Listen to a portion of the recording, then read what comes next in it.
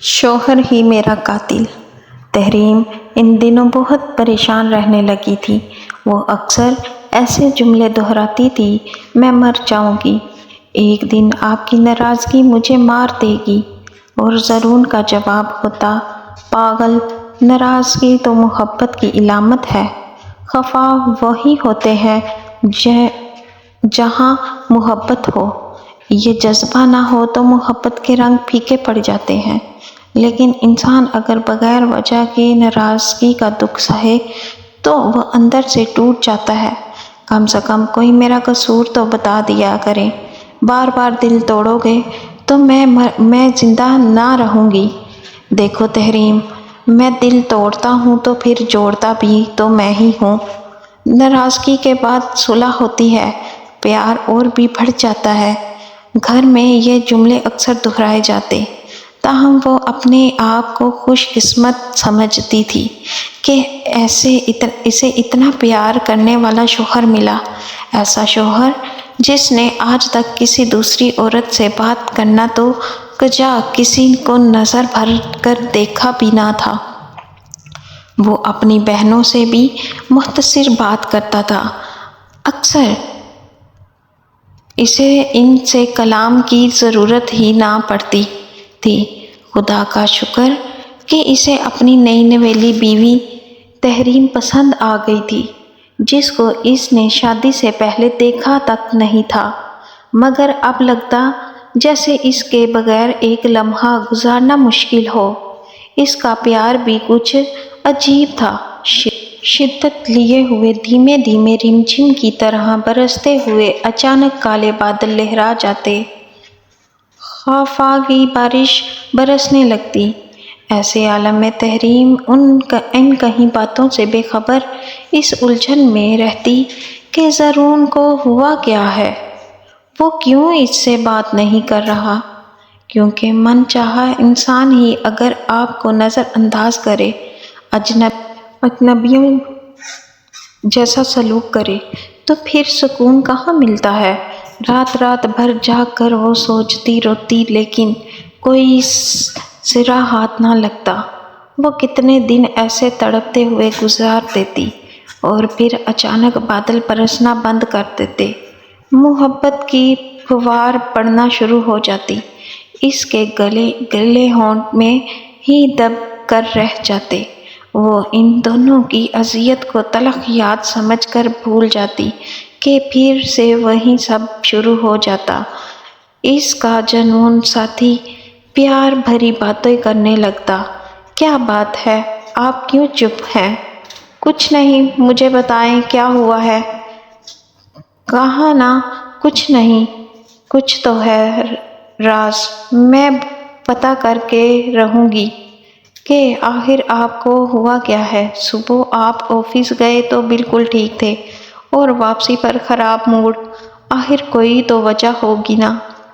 بلا وجہ تو کچھ نہیں ہوتا، تحریم بوجھل لہجے میں پوچھتی رہ جاتی۔ وہیں ایسے ہی ایک دن پھر بالآخر اسے جواب مل گیا۔ زرون نے کہا، آج تم بازار گئی تھی مجھ سے پوچھے بغیر؟ نہیں، میں تو گھر پر ہی تھی، آج کہیں بھی نہیں گئی۔ میں نے دیکھا تھا، وہ تم ہی تھی، وہ تمہاری ہی سفید چادر تھی۔ قسم لے لیں زرون، میں گھر پر ہی تھی، آپ امی سے پوچھ لیں، تحریم نے نم آنکھوں سے جواب دیا۔ تو اچھا کہہ کر شوہر صاحب کا موڈ خوشگوار ہو گیا، گویا زرون کو اندر سے شک کا روگ لگا ہوا تھا، یہ زہریلا سانپ اسے رہ رہ کر ڈستا تھا۔ تحریم یہ سوچنے پر مجبور ہو گئی تھی کہ ایک عورت کے لیے ایسی زندگی گزارنا کتنا مشکل ہوتا ہے جہاں 24 گھنٹے وہ کاموں میں لگی رہے اور رات کو جب تھکی ہاری کمرے میں پہنچے تو خاوند کا ایسا رویہ منتشر ہو۔ ایسے حالات میں عورت زیادہ دیر گزارا نہیں کر سکتی، مگر اولاد کی وجہ سے اسے بہت کچھ برداشت کرنا پڑتا ہے۔ ایک دن ڈرائنگ روم میں سب بیٹھے باتیں کر رہے تھے، تحریم بھی اپنے بیٹے کو اٹھائے موجود تھی۔ سب کے ساتھ وہ بھی ہنس بول رہی تھی۔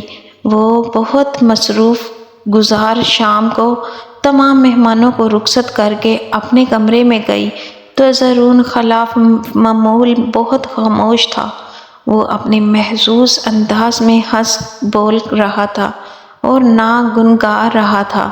بیوی کو اس طرح نظر انداز کر رہا تھا جیسے وہ کمرے میں موجود ہی نہیں تھی۔ اس کو منانے کی تحریم کی ہر کوشش ناکام ہو گئی۔ اس نے زرون کو لاکھ منایا، اس سے ناراضگی کی وجہ پوچھی، مگر اس نے تو جیسے نہ بولنے کی قسم کھائی ہوئی تھی۔ صورتحال اتنی خراب ہو گئی کہ گھر میں موجود تمام لوگوں کو بھی پتہ چل گیا کہ میاں بیوی میں کوئی ناراضگی چل رہی ہے، اور اس بات کی وجہ کیا ہے یہ کسی کو بھی معلوم نہ تھا، یہاں تک کہ خود تحریم کو بھی نہیں۔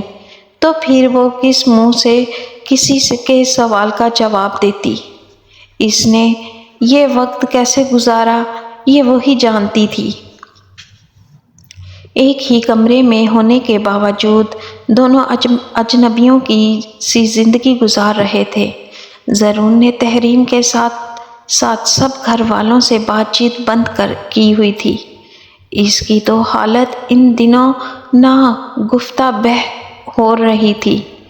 جب اتنی محبت کرنے والا شخص اچانک اجنبی بن جائے تو یہ اذیت وہی جان سکتا ہے جس نے اسے جیلا ہو، جس پر گزری ہو۔ آخرکار خدا خدا کر کے ایک ہفتے کی سر مہری کے بعد اس کے لبوں کا فکل ٹوٹ گیا، لیکن اس نے کہا بھی تو کیا کہ میری بہن کا شوہر تمہیں دیکھ رہا تھا، بس مجھے اس بات کا غصہ ہے کہ تم وہاں سے ہٹ کیوں نہ گئی۔ یہ الزام سن کر وہ تڑپ گئی۔ خدا کے لیے ایسے الزام نہ لگاؤ، میں نے تو تمہارے بہنوئی کی طرف ایک بار بھی نہیں دیکھا۔ اس نے سسکتے ہوئے جواب دیا، ٹھیک ہے تم بے قصور ثابت ہو گئی، لیکن وہ نہیں ہوا۔ آئندہ جب میری بہنیں آئیں تو تم ان کے خاوندوں کے سامنے نہیں آنا۔ لیکن زرون، گھر آئے مہمان کے ساتھ یہ سلوک تو نہیں کیا جاتا۔ میں کیسے سامنے نہیں جاؤں گی؟ آپ کی والدہ اور بہنیں کتنا برا منائیں گی، وہ تو میری جان کو آ جائیں گی۔ اچھا تو پھر سوچ لو، یا تو انہیں خوش رکھو یا پھر مجھے۔ اس نے بیوی کو درشت لہجے میں جواب دیا، اور پھر اگلی دفعہ ویسا ہی ہوا جیسا وہ چاہتا تھا۔ ایک بار جب اس کی بہنیں اور ان کے خاوند آئے تو تحریم اپنے کمرے میں بند رہی۔ اس نے اپنی ساس کو بھی ان کے بیٹے کی اس پابندی کے بارے میں بتا دیا تھا۔ زرون خود بھی تحریم کے ساتھ کمرے میں بند ہو گیا تھا۔ وہ بہت خوش تھا کہ اس کی بیوی نے اس کی بات مانی ہے اور کسی سے ملنے نہیں گئی۔ تم صرف میری ہو اور میرا دل چاہتا ہے کہ میری چیز پر کسی کی نظر نہ پڑے۔ اس نے مسکراتے ہوئے بیوی کا ہاتھ تھاما۔ وہ جواب میں بس مسکرا کر رہ گئی تھی، لیکن جیون ساتھی کو یہ پتہ بھی نہ چل سکا کہ تحریم کے دل میں کیا ٹوٹ کر رہ گیا ہے۔ اب وہ ہر لمحہ ایک خوف زدہ کرنے والے خسار میں قید رہنے لگی۔ پتہ نہیں اس کے شوہر کو کب کسی سے بات کرنے پر غصہ آ جائے، کیا برا لگ جائے۔ وہ بازار نہ جاتی کہ کہیں خاوند کا ذہن کہانی نہ گھیر لے۔ اسے اپنے آپ سے شرمندگی محسوس ہونے لگی تھی کہ اس کا شوہر اس کے بارے میں ایسے خیالات رکھتا ہے۔ وہ یہ سوچ کر خود کو تسلی دیتی کہ میری زندگی کا ساتھی مجھ سے پیار بھی تو کرتا ہے۔ وہ مائکے جانے کے لیے جب کہتی ضرور مان جاتا، چاہے رات ہو یا دن، لیکن وہ اسے اپنے ساتھ لے کر جاتا اور ساتھ ہی واپس لے آتا۔ اگر وہ رات وہاں گزارنے کی ضد کرتی تو اسے ایسے جملے سننے کو ملتے کہ وہ اپنی قسمت پر رشک کرنے لگتی۔ زرون کہتا، میں جب گھر میں داخل ہوتا ہوں اور تمہاری صورت نظر نہ آئے تو میرا گھر میں آنے کو دل نہیں چاہتا۔ وہ رات میرے لیے کانٹوں کا بستر بن جاتی ہے جب تم میرے ساتھ نہ ہو۔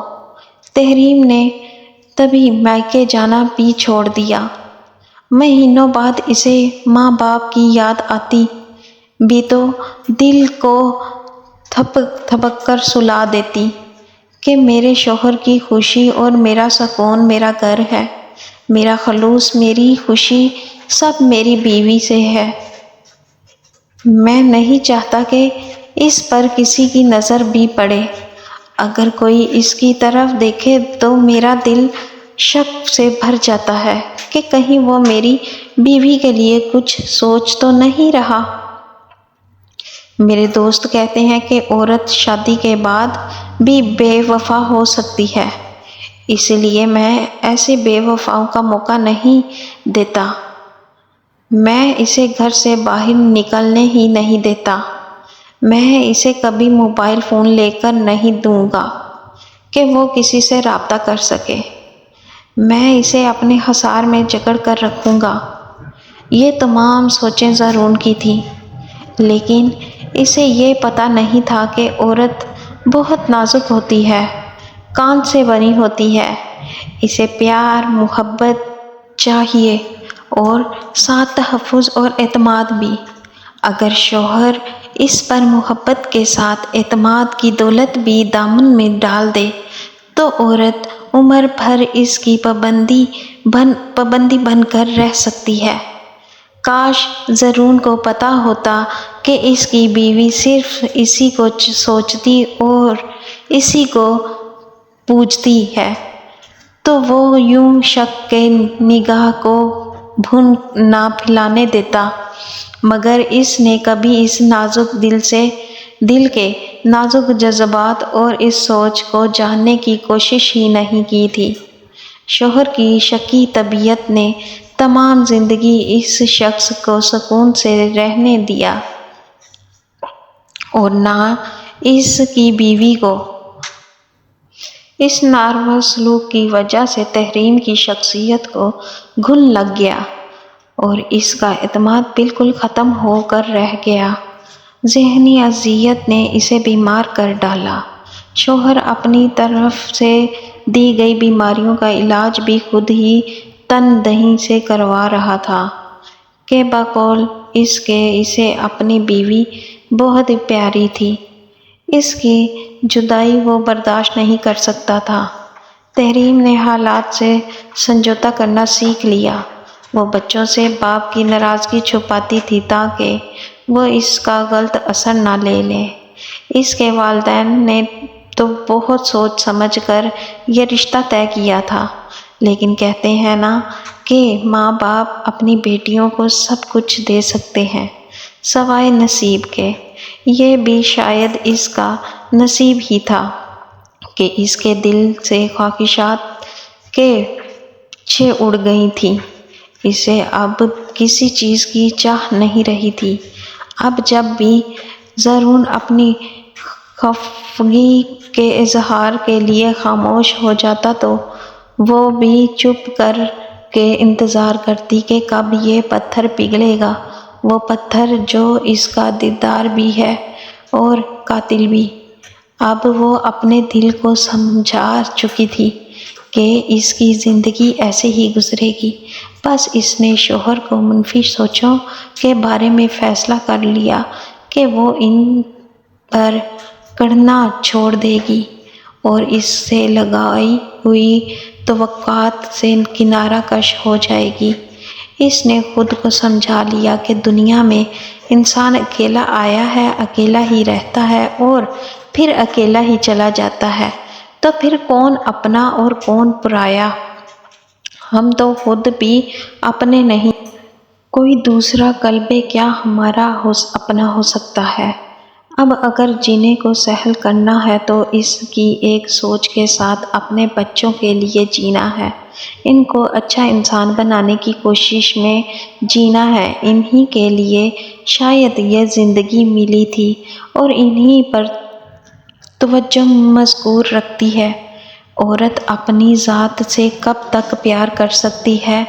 وہ اپنی ذات سے کچھ عرصے کے لیے ہی پیار کر سکتی ہے، پھر اسے ان کے پھولوں سے پیار کرنا ہوتا ہے، ان کی آبیاری کرنا ہوتی ہے جو خدا نے اس کے دامن میں ڈالی ہے، اور جب یہ فرائض ختم ہو جاتا ہے تو عورت کی زندگی کا مقصد بھی ختم ہو جاتا ہے۔